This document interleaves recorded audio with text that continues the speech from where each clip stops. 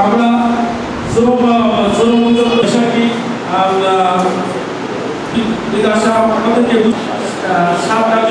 আমি বেনাপোল ট্রান্সপোর্ট মালিক সমিতির একজন সভাপতি পদপ্রার্থী নির্বাচনে অংশগ্রহণ করছিলাম,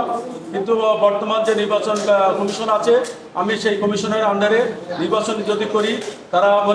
আমি মনে করছি যে তারা এখানে ন্যায় এবং সঠিক নিরপেক্ষ নির্বাচন করার জন্য ব্যর্থ। তারা সাবেক কার্যকরী পরিষদের যে কমিটি ছিল তাদের কথাই সমস্ত ম্যানেজ করছে, এবং আমি ইতিমধ্যে আমার একজন সম্মানিত সদস্য এইসব অনিয়মের জন্য তারা হলো কোর্টের কাছে মহামান্য কোর্টে আশ্রয় করে সেখান থেকে বিজ্ঞ আদালত এই নির্বাচন সাময়িকভাবে স্থগিত করে। তা আমি